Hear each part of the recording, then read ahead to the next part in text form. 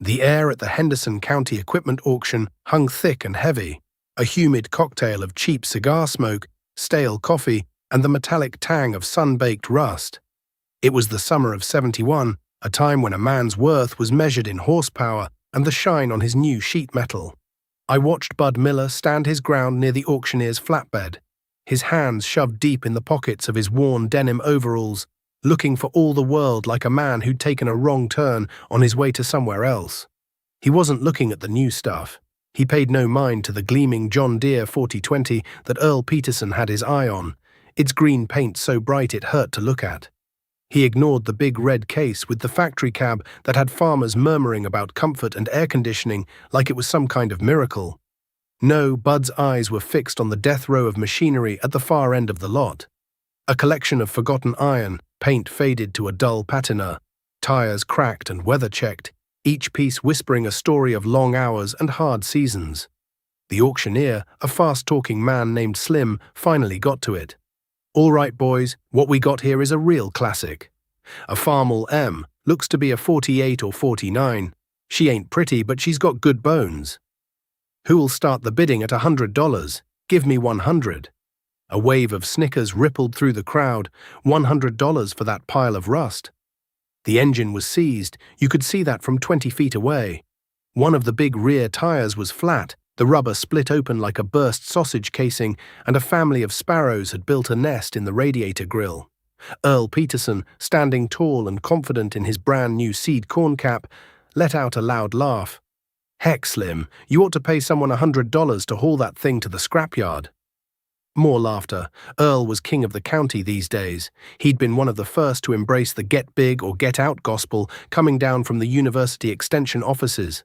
He farmed a full section, all on borrowed money, and drove a new pickup every 2 years. He saw men like Bud, who were still trying to make a go of it on the 160 acres their daddy left them, as relics, dinosaurs waiting for the meteor. 100, do I hear 100? Slim chanted, his eyes scanning the crowd. $50, a voice cut through the quiet. It was Bud. His voice was low and steady, without a hint of shame. Earl turned and stared at Bud, a smirk spreading across his face. 50. What in God's name are you going to do with that, Bud? Use it as a lawn ornament? I figure I can get it running, Bud said, not meeting Earl's gaze, his eyes still locked on the tractor. Running? Earl boomed, playing to the crowd. That thing ain't run since the Eisenhower administration. The pistons are probably rusted solid to the sleeves. You'll spend more on parts than you would on a down payment for a real tractor. Bud didn't answer. He just stood there, waiting. All right, I got $50 from Bud Miller, Slim shouted, eager to move on. Do I hear 60? 50 once, 50 twice? No one else moved. Buying that tractor wasn't just buying a piece of junk, it was a statement. It was telling the whole county you were broke, that you couldn't get a loan from the bank, that you were falling behind. Sold for $50 to Bud Miller. Slim slammed his hand down on the fender of a nearby combine. Good luck to you, son. You're gonna need it. The crowd started to disperse, moving toward the newer, more promising equipment. Earl walked over to Bud, clapping him hard on the shoulder. Seriously, Bud, my new 4020 is coming in next week. I'll sell you my old Ford 8N for cheap. At least it runs. Thanks, Earl, but I'm good, Bud said, finally looking at him. There was no anger in his eyes, just a quiet, stubborn resolve. I like to own my things outright. Earl just shook his head, a look of pity on his face. You can't farm in the '70s with your grandpa's equipment and your daddy's ideas about money, Bud. The bank is a tool, just like a plow. You're trying to build a house with nothing but a handsaw, while the rest of us are using power tools. He gestured around the lot. This is the future. You're buying the past. Bud watched him walk away toward the John Deere, already talking to the dealer, signing papers, shaking hands. He felt the eyes of the other farmers on him. They weren't mean, not really. It was a kind of sad curiosity, like watching a man trying to swim against a powerful current. They all knew the score. You had to expand. You had to modernize. You had to take on debt to do it. It was the only way to survive. Bud's father had died 2 years prior, leaving him the farm free and clear, but also with a warning burned into his memory. Never let the banker own your land, son. The dirt doesn't care about interest rates, but the man in the suit does. Bud paid Slim his $50 in cash, got a bill of sale scrawled on a piece of greasy paper, and went to get his truck. The old farmall looked even worse up close. But Bud ran his hand over the faded red paint, feeling the solid cast iron beneath. He saw not what it was, but what it could be. It was his. No payments, no interest, no banker holding a piece of paper that said it was his until Bud missed a single payment. Before we go any further, I gotta ask you folks listening to this. Have you ever been in Bud's shoes? Ever been laughed at for being careful with your money, for fixing something old instead of running out to buy the latest and greatest on credit? Maybe it was a car, a tool, or just a way of doing things. Drop a comment below and tell me your story, because I have a feeling Bud's is going to sound mighty familiar to a lot of you. Getting the Farmal M home was a chore in itself. He had to use a come-along and a heavy chain to winch it onto his rickety old trailer. The one good rear tire and the one flat one protesting the whole way. It took him the better part of the afternoon, working alone under the hot sun, sweat stinging his eyes. When he finally pulled into his own lane, the sight of his farm was a stark contrast to Earl Peterson's spread just down the road. Earl's place was a picture postcard of modern agriculture. A brand new harvester silo gleamed blue against the sky. His fences were tight, with new posts and shiny wire. His long gravel driveway was neat and tidy. Bud's place was functional. The big hip-roof barn, built by his grandfather, needed a coat of paint 10 years ago. The fences were a patchwork of old posts, steel T-posts, and here and there a corner braced with a railroad tie he'd salvaged. His equipment line, parked near the barn, was a motley collection of faded colors. The green of an old John Deere B2 cylinder, the orange of an Alice Chalmers all-crop combine, and now the rusty red of the Farmal M. The neighbors didn't call it the Miller farm anymore. They called it the Miller Junkyard. Bud didn't waste any time. He backed the trailer up to the workshop, a cluttered but organized space that smelled of penetrating oil and old grease. The first order of business was the engine. He pulled the spark plugs, and his heart sank a little. They were fouled and rusty. He poured a little Marvel mystery oil down each cylinder, hoping it would work its magic and break the bond between the pistons and the cylinder walls. He let it sit for a day, then two, adding a little more each morning. On the third day, he put a long pipe wrench on the crankshaft nut at the front of the tractor. He leaned into it, putting all his weight behind the pull. Nothing. It was solid. He grunted, his muscles straining. Still nothing. He could hear Earl's mocking voice in his head. Rusted solid. He took a breath, repositioned his feet, and gave it one last mighty heave. There was a groan, a scraping, agonizing sound from deep within the engine's guts. And then, it moved. Just a fraction of an inch, but it moved. A small smile touched Bud's lips. It wasn't a dead soldier after all. For the next 2 weeks, Bud's workshop was his world. He worked from sunup until well after sundown, the single bare bulb hanging from the rafters casting long shadows. He pulled the head off the engine. The gaskets were shot, brittle as old paper. The cylinder walls had some light surface rust, but no deep pitting. He honed them carefully by hand, cleaning them until they shone. He pulled the oil pan. The bottom was a thick black layer of sludge, a testament to years of neglect. He spent an entire day just scraping and cleaning, using a putty knife and a can of gasoline until the pan was clean bare metal. He took the carburetor apart on his workbench, each tiny jet and spring laid out on a clean rag. The bowl was full of a brown, flaky varnish. He soaked it all in carb cleaner, scrubbing every passage with a fine wire. He moved on to the ignition system. The magneto was weak. He took it apart, cleaned the points, and carefully set the gap with a feeler gauge. He tested for spark by holding the plug wire near the block and turning the mag over. A weak yellow spark jumped the gap. Not good enough. He found an old condenser in one of his coffee cans full of nuts and bolts, a part he'd saved from another project years ago. He soldered it in. He tested it again. This time, a fat blue spark snapped across the gap with an audible crack. That would do. Every night, he'd hear the throaty roar of Earl's new 4020, As he worked his fields across the road, its headlights cutting swaths through the darkness long after Bud had been forced to quit. Earl could cover twice the ground Bud could in a day. One evening, as Bud was wrestling the heavy cylinder head back onto the block, Earl pulled into the yard in his shiny Ford pickup. "Still messing with that thing?" Earl called out from his truck window, not bothering to get out. "Just about got her," Bud said, wiping grease from his hands onto an already black rag. "You missed the best week of weather we've had for planting," Earl said, shaking his head. "I'm already done with my corn. You haven't even turned a wheel yet. You're going to be behind all year, Bud." "I'll catch up," Bud said. "Sure you will," Earl said, the pity thick in his voice again. He put his truck in reverse. "Let me know if you need to borrow a real tractor to get your crop in." He drove off, leaving Bud alone with the silence and the half-assembled engine. The words stung because they were true. He was behind. Every day spent with a wrench in his hand was a day he wasn't in the field. He was burning daylight, burning his planting window, all for a $50 tractor. Doubt, cold and sharp, pricked at him for the first time. Maybe they were all right. Maybe he was just a fool, too stubborn to see the world had changed. He pushed the thought away, tightened the last headbolt, and set about adjusting the valves. He worked by memory, the sequence and the feel of it passed down from his father. He had a job to do. The day finally came. He'd replaced the rotten tire with a used one he bought for $20. He'd filled the radiator with fresh water and the crankcase with new 30-weight oil. He put a splash of gasoline in the tank. He climbed into the worn steel seat, the metal cold against his legs. He pulled the choke, cracked the throttle open just a hair, and grabbed the hand crank.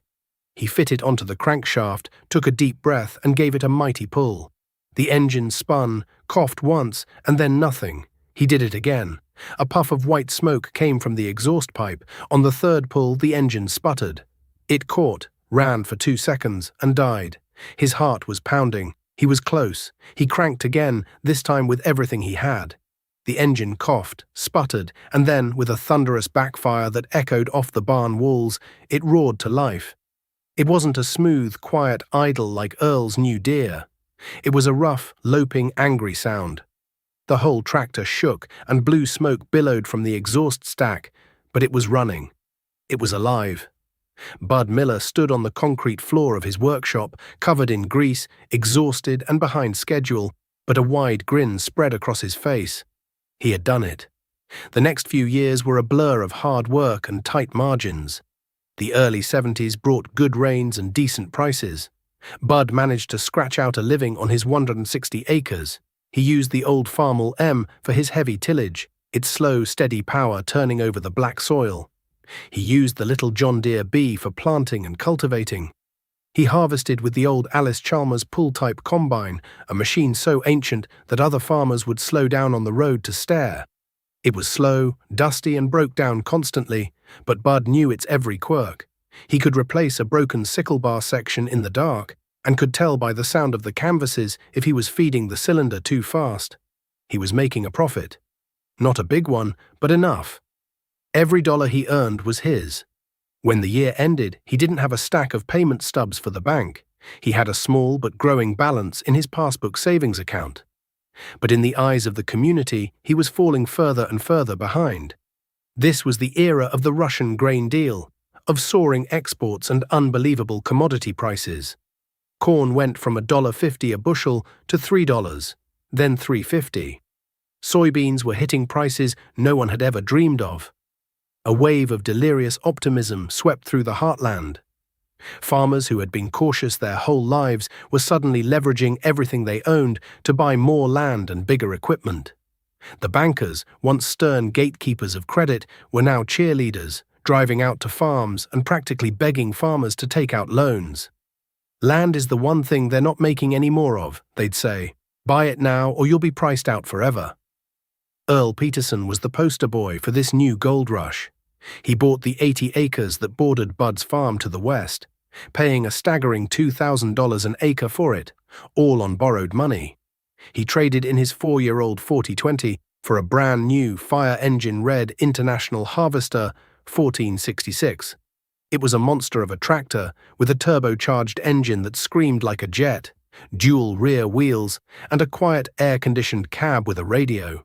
Earl would sit up there in his glass box, cool and clean, while Bud was out in the open on his farm eating dust and getting pounded by the sun. Earl built a massive new machine shed, a gleaming monument of steel that dwarfed Bud's old wooden barn. He bought a new, bigger combine, a silver gleaner that could harvest in a day what took Bud a week.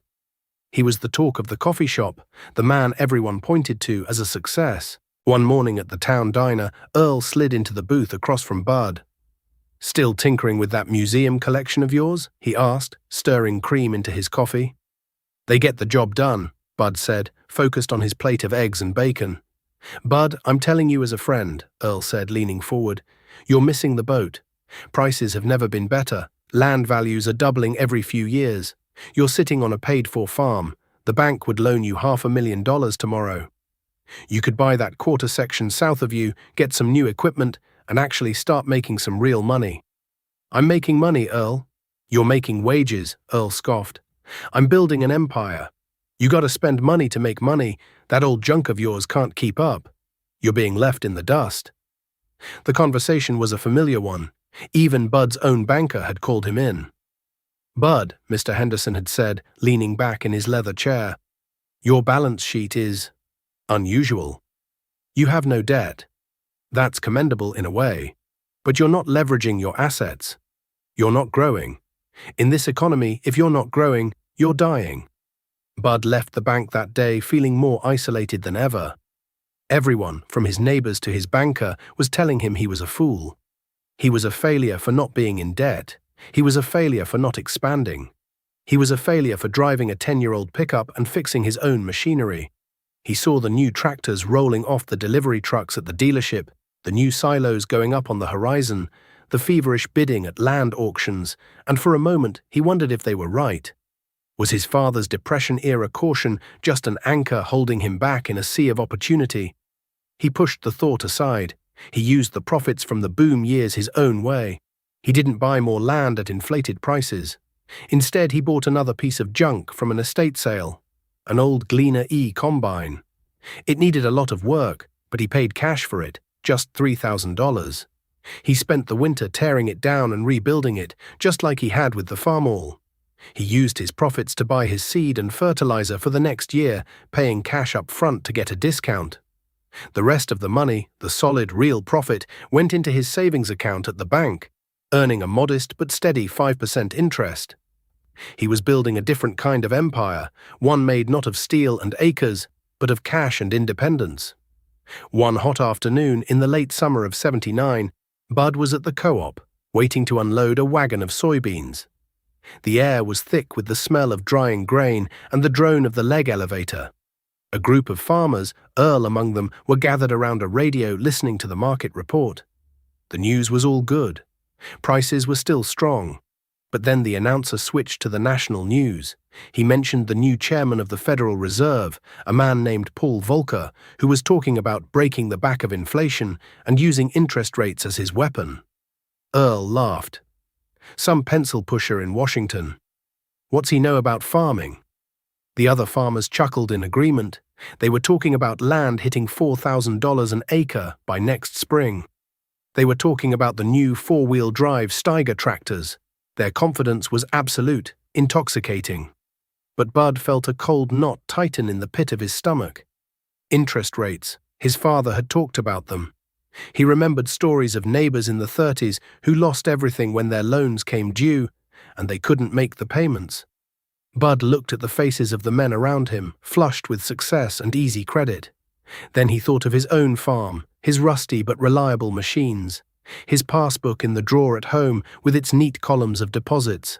He looked across the road at Earl's massive, gleaming, debt-funded operation, and for the first time he didn't feel envy or doubt. He felt a deep, chilling sense of dread. And he wondered, with a certainty that scared him, who the real fool was going to be. The good years ended abruptly, like a screen door slamming shut in a summer storm. It started not with a bang, but with a quiet, chilling announcement on the radio in January of 1980. A grain embargo against the Soviet Union. Bud was in his workshop, grinding the valves on the head of his Gleaner combine, when he heard it.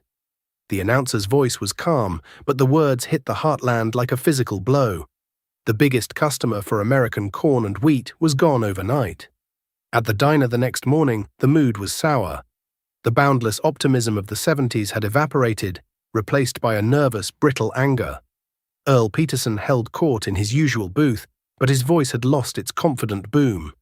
"It's temporary," he declared to the table of worried faces. "Politics. They'll sort it out. The world's got to eat. Prices will bounce back, you'll see." But they didn't. The price of corn, which had been flirting with $4 a bushel, plunged to $2.50 and kept sliding. Soybeans followed. It was like the floor had dropped out from under the whole world. At the same time, the cost of everything else went straight up. The price of diesel fuel doubled. A bag of seed corn that cost $40 last year was $60 this year. The interest rates on operating loans the money farmers borrowed each spring to put a crop in began to creep up from 9% to 12%, then to 15%. Mr. Henderson at the bank wasn't smiling anymore. His letters now talked about variable rates and market adjustments. That spring, the sky turned against them too. The rain stopped in April and didn't start again. The sun beat down with a merciless white-hot intensity. The fields turned a sickly yellow-green, the young corn plants twisting their leaves tight like straws, trying to hold on to what little moisture they had. By June, the ground was cracked and hard as pavement. Dust devils danced across the barren fields. Bud felt the pressure like everyone else. His yields would be cut in half, maybe worse, but his costs were a fraction of his neighbors'. He'd bought his seed and fertilizer last fall with cash at the old prices. His biggest fuel user, the Farmall M, burned distillate or cheap gasoline, not the high-priced diesel Earl's big international required. When his planter broke down, he didn't call a dealer for a $200 service call. He walked to his workshop, found the part he needed in an old coffee can, and fixed it himself in under an hour. He was hurting, but he wasn't bleeding. Earl was bleeding. Badly. The payment on his land and his new line of equipment was more than Bud's entire operating budget for a year. One sweltering afternoon in July, Bud saw the dealer's service truck parked in Earl's driveway. It was there for 3 days. The talk at the co-op was that the turbo on Earl's big 1466 had seized up. A brand new tractor, not even 5 years old, and it was down for the count. The repair bill, they whispered, was over $5,000. $5,000 for a man who had no crop to sell and whose interest payments were eating him alive. The cracks in Earl's empire were beginning to show. He stopped washing his pickup truck. Weeds started to grow along his once-perfect fence rows. He was short-tempered at the diner, snapping at the waitress, his face pale and drawn. He had built a magnificent, high-performance engine of a farm, but he had built it to run on cheap fuel and fair weather. Now the fuel was expensive and the weather was a drought. The engine was sputtering, threatening to seize up just like his new tractor. Bud watched it all with a heavy heart. There was no satisfaction in it. He remembered Earl's taunts, the pitying looks from the other farmers, but seeing the fear in his neighbor's eyes brought him no joy. He just kept his head down, tending his own struggling crop. He cultivated his corn with his old John Deere B, the slow putt-putt of its 2-cylinder engine, a steady, comforting rhythm in the oppressive silence of the drought. He was conserving moisture, keeping the weeds down, doing the little things his father had taught him. He was losing money this year, he knew that, but because he had no debts to service, he could afford to lose a little. He had cash in the bank. He could survive. He looked across the road at Earl's magnificent farm, the blue harvestor silo gleaming like a tombstone in the hazy sun, and he knew with a terrible certainty that his neighbor could not. The turning point had come and gone, and the long, hard fall was just beginning. The fall of 1981 was a season of ghosts. The harvest was a disaster, the corn ears small and poorly filled, the soybean pods rattling with tiny shriveled seeds. The price at the elevator didn't even cover the cost of combining for most farmers. The only crop that seemed to flourish that year was the crop of for sale signs that sprouted along the county roads, stark white against the brown, withered fields. The letters from the Federal Reserve kept talking about wringing inflation out of the economy. For the farmers in Henderson County, it felt like they were wringing the lifeblood out of them. The prime interest rate, the number that dictated everything, hit an unbelievable 21%. A man who had borrowed $100,000 was now paying $21,000 a year just in interest, with nothing going to the principal. It was a death sentence. The farm crisis wasn't just a news story on television anymore. It was the haunted look in the eyes of men at the co-op. It was the hushed conversations about which neighbor got a foreclosure notice that week. It was the sight of moving vans in driveways that had belonged to the same family for 100 years. The machinery auctions started, grim affairs where men sold off the tools of their livelihood for pennies on the dollar. Their faces stony masks of grief and shame. These weren't the hopeful auctions of the 70s. They were funerals. Bud stayed afloat. He sold his meager crop, took his loss, and tightened his belt. He didn't buy a new pair of overalls that year. He patched the old ones. He ate from his wife's garden and the meat from the 2 hogs he raised. His life didn't change much because it had always been simple. His old machines, the ones everyone had laughed at, became his salvation. The Farmall M didn't have a payment book. The Gleaner E combine sat in the shed, fully paid for, waiting for the next season. While his neighbors were getting calls from the bank's collection department, Bud's only mail from the bank was his monthly statement, showing his savings account. Diminished but still there, still earning interest. Earl Peterson's fall was the hardest of all. He had flown the highest, so he had the furthest to drop. He sold off the section of land he had bought during the boom, but land prices had collapsed. He got less than half of what he'd paid for it, not even enough to cover the loan on that parcel alone. His operating note came due, and he couldn't pay it. One cold November morning, Bud was fixing a fence post when he saw the trucks pull into Earl's lane. One was a flatbed from the dealership, the other was a sedan with the logo of the bank on the door. Bud watched, his hammer frozen in his hand, as 2 men in suits got out and spoke to Earl. There was no shouting. It was all quiet and horribly civil. Earl stood on his porch, his shoulders slumped, and just nodded. The men from the dealership used a winch to drag the big, silent International 1466 onto the flatbed. They loaded the massive silver Gleaner combine next. The symbols of Earl's success, the very machines that had made him the king of the county, were being hauled away like scrap. As the truck pulled out of the driveway, Earl didn't watch it go. He just turned and walked back into his house, closing the door behind him. The final blow came a month later. A notice was published in the local paper. The original 80 acres of the Peterson farm, the piece Earl's grandfather had homesteaded, was being put up for public auction on the courthouse steps. The bank was foreclosing. Earl was going to lose everything, right down to the very dirt his family had worked for 3 generations. The empire was gone. The man who had lectured Bud about using the bank as a tool had been devoured by the very tool he'd championed. Bud folded the newspaper, a profound sadness settling over him. He thought of his father's words, spoken so many years ago, and they echoed in his mind with the clarity of a prophecy fulfilled. The dirt doesn't care about interest rates, but the man in the suit does. The day of the auction was grey and cold, with a bitter wind that promised an early winter. The small crowd gathered on the courthouse steps was a somber congregation of neighbors and old friends, their faces etched with a mixture of pity and a terrible private fear that they might be next. Earl stood off to one side with his wife, looking like a stranger at his own funeral. He was thin, his work shirt hanging loose on his frame, his eyes vacant and fixed on the cracked sidewalk. He had lost the spark that had made him Earl Peterson.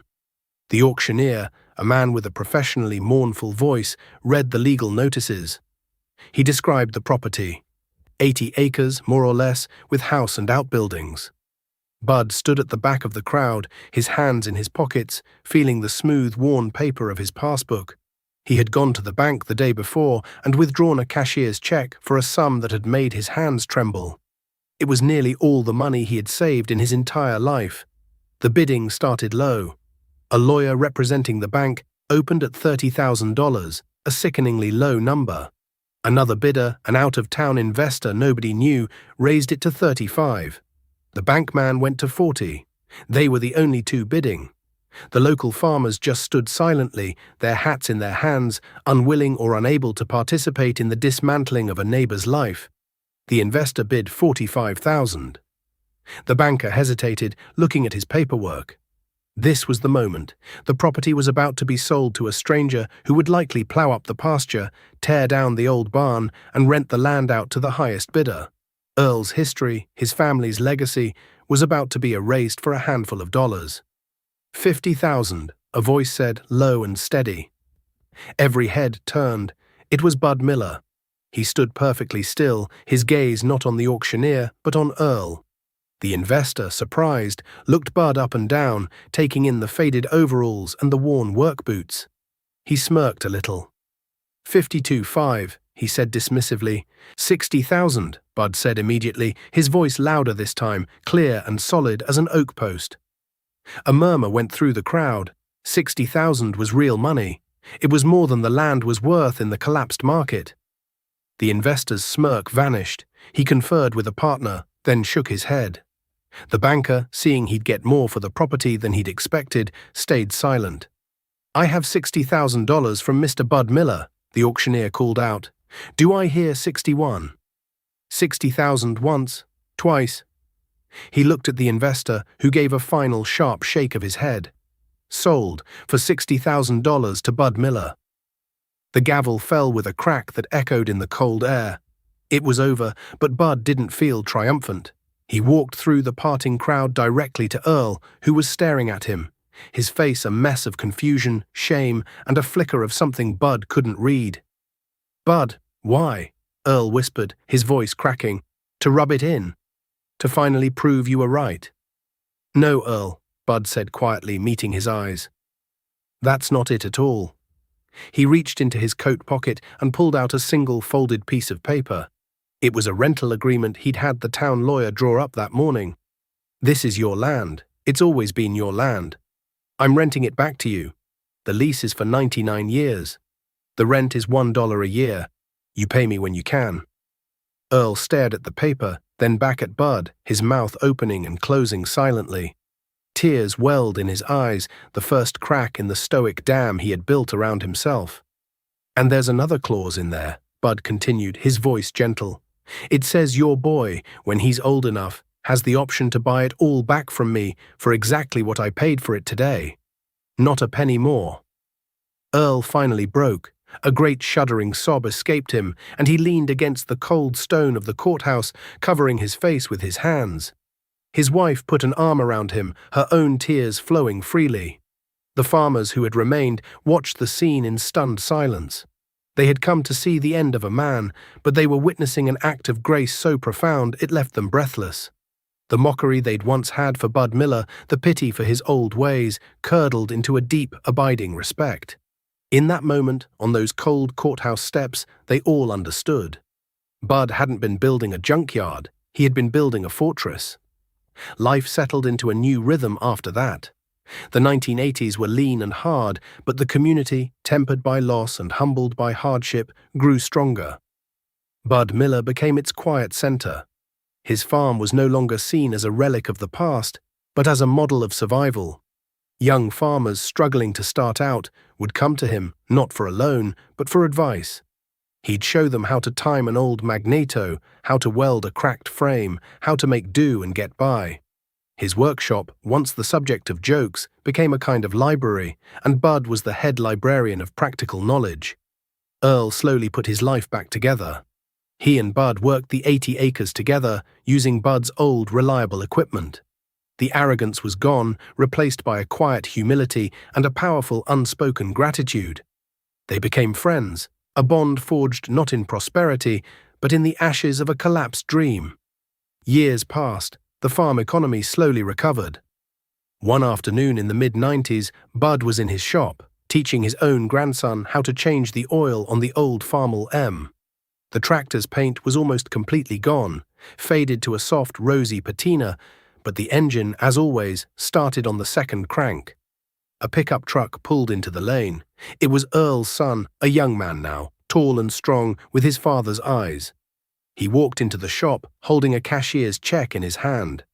They did the paperwork at the kitchen table. Bud signed the deed over, his hand steady. When it was done, the boy looked at him, his eyes shining. "Mr. Miller," he said, "I don't just want to thank you for the land. I want to thank you for what you taught my dad. What you taught all of us." That evening, Bud walked out to the edge of his fields as the sun began to set, painting the sky in strokes of orange and purple. He looked at his farm, the 160 acres his father had left him, the old hip-roof barn, which still needed a coat of paint, and parked near it, the Farmall M, its simple, rugged silhouette standing guard. He never did build an empire like Earl's. He owned no massive tractors, no gleaming silos. His name would never be on a plaque at the bank. But he looked at the house where his family slept soundly. He thought of the friend he had helped save and the community he had helped hold together. He felt the deed to his land in his pocket, free and clear, a promise kept to his father. He realized then that he had built an empire after all. It was an empire of peace of mind, an empire of self-reliance, an empire free from the fear that keeps a man awake in the darkest hours of the night. The old tractor sat there in the fading light, a monument not to the past, but to a timeless, quiet, and unshakable victory.